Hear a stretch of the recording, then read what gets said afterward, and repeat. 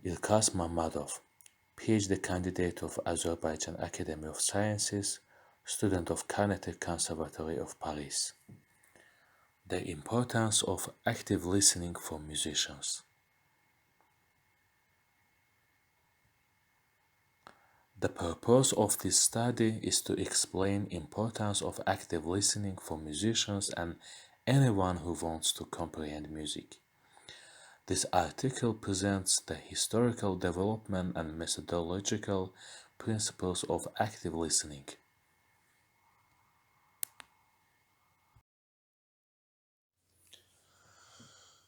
It's impossible to imagine our daily lives without music.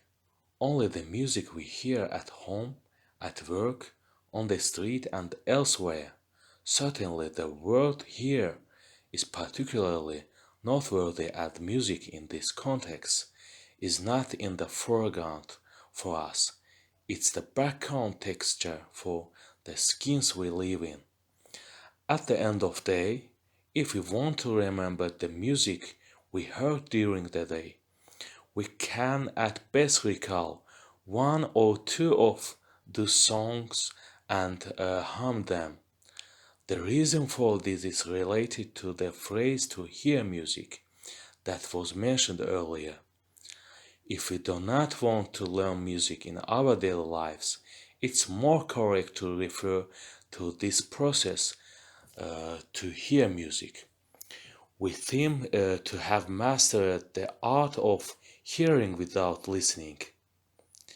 This article will be dealing with the techniques of active listening, not in relation to hear music in order to understand, properly analyze and comprehend it general but with regard to listening to it correctly.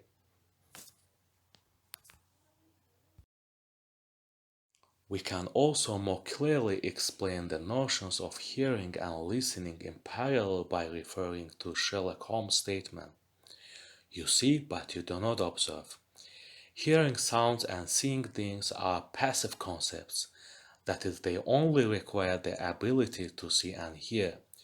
Observing and listening are regarded active concepts since these processes, in addition to the ability to see and hear, require coordination, analysis, and knowledge.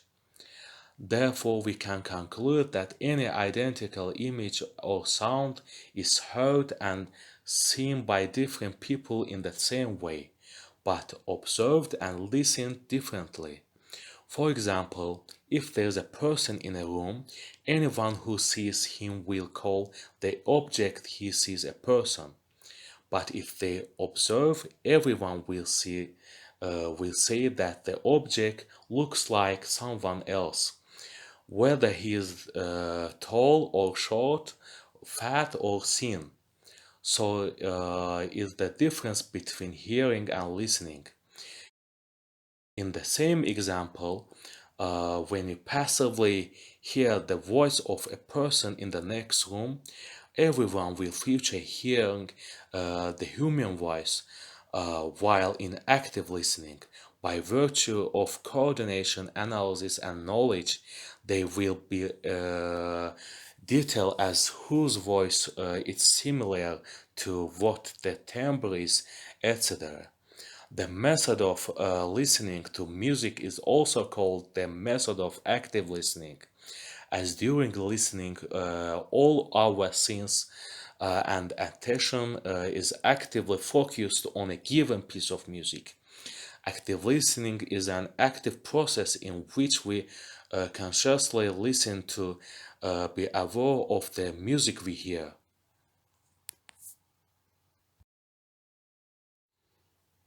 I would like to highlight the basic features of active listening in teaching both for musicians and non-musicians.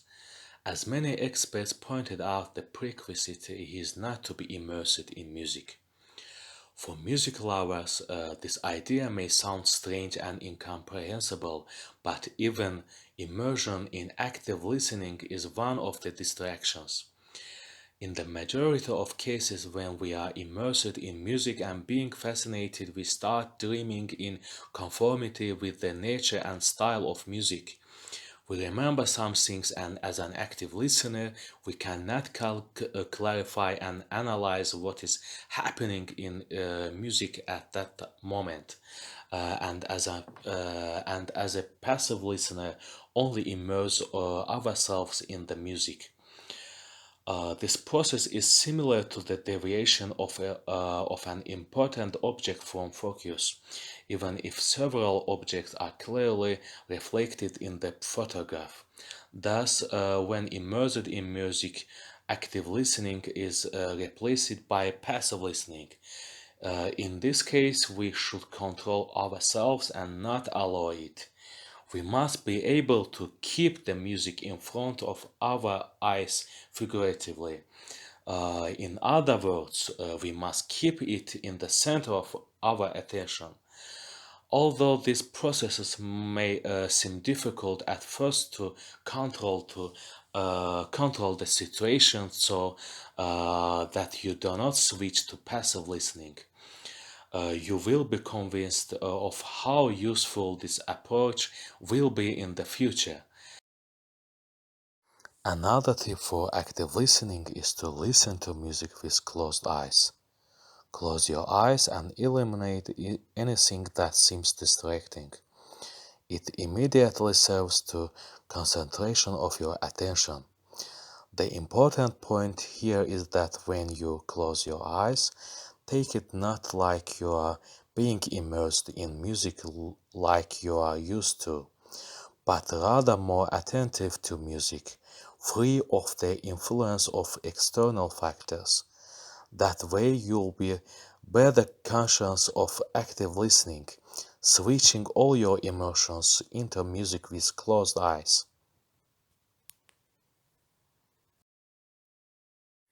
Music learned through active listening develops the student's listening skills, ability to analyze accurately improvisational fantasies, and concretely his imagination and musical sense in general is an exceptional way.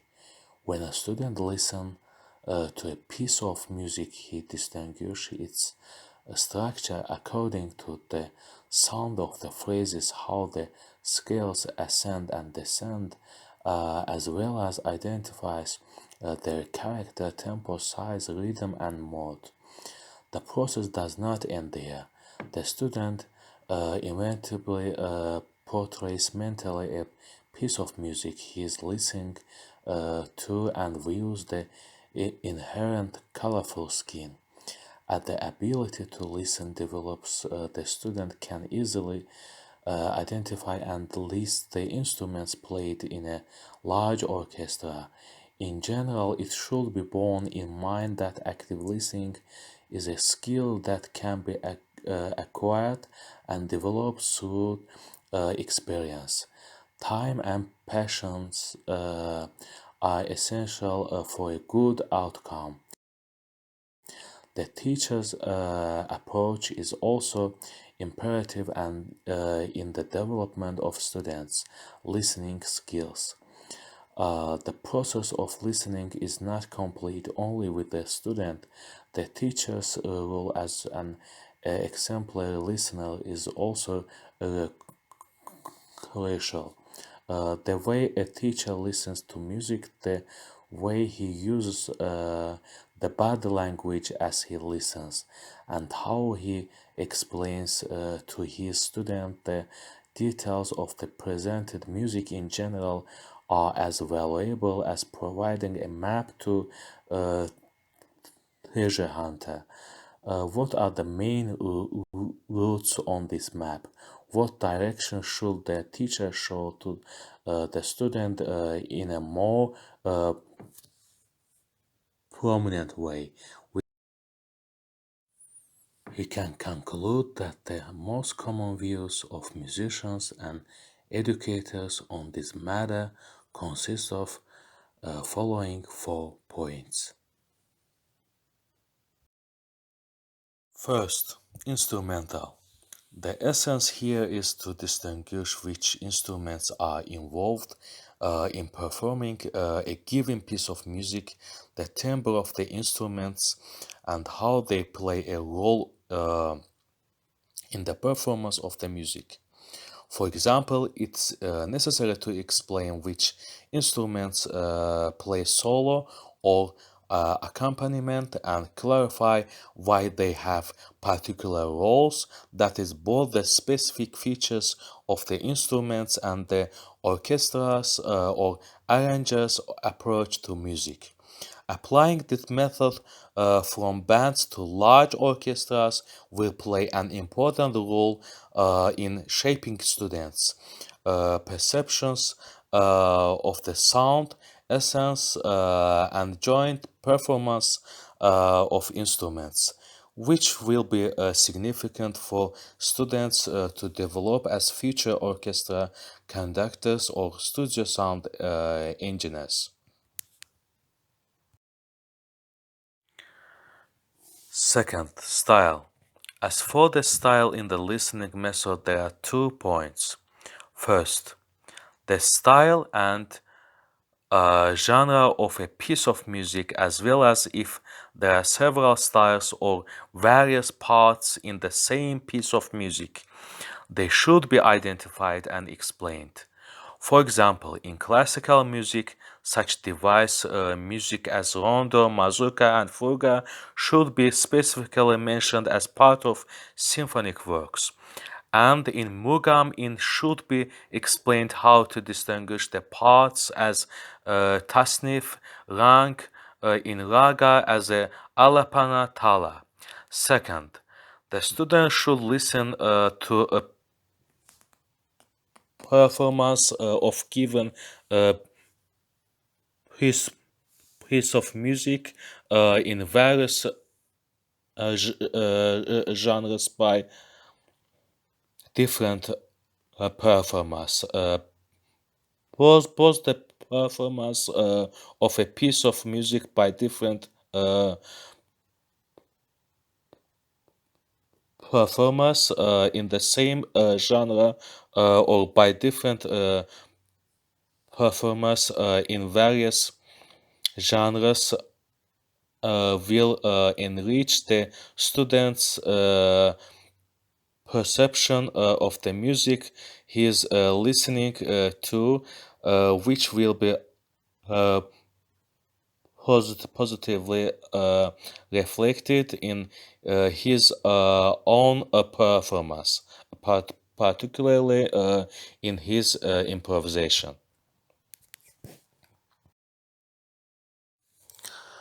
Third, structure. This point deals with the scales of music, their structures and parts. The interconnectedness of the scales and the bridges between their components in a word, the beginning, the connection, the ending parts are revealed. Structurally, another key subject is reference sentences and phrases that if the teacher plays the music at the same key points, he should play it again, or if he uses multimedia, he should replay the music and explain the essence of the reference sentence or phrase to enable this distinguishing reference point and further variations. Repeating is important here to highlight uh, the, the key points. Fourth, rhythm. Active listening indeed requires a lot of attention, which manifests itself mostly in the rhythmic approach. It is impossible to comprehend the nature of music without feeling the rhythm. In this approach, it's necessary to accurately determine the tempo, size, and rhythmic characteristics of the music in general. Arrhythmias in free improvisations should also be added to this list. Concurrently, one of the key factors is to note which instruments in music are more active in rhythmic accompaniment and which are more passive. Listening repeatedly is very important in this approach as well. It facilitates to analyze the subtleties of uh, rhythm when you listen to it several times.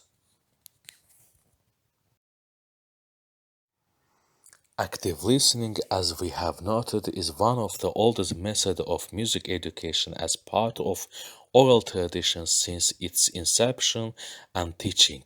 The antiquity of this method is proved by the oral traditions used in the teaching of examples of music such as mugam and raga. We know from ancient written examples such as the Veda and Kitabi Dada Gorgut that oral traditions have historically been effective and widely used, as well as invaluable method. One of the main points of the notion of Ustad student in the East is the method of active listening, which is an integral part of the oral tradition we have mentioned. Active listening has been used as an independent term since the beginning of the last century. In modern times, this method has not only remained relevant, but also developed independently. By virtue of this development, the number of music genres in teaching of which it applied has increased. We can observe an effective application of this method in almost every genre.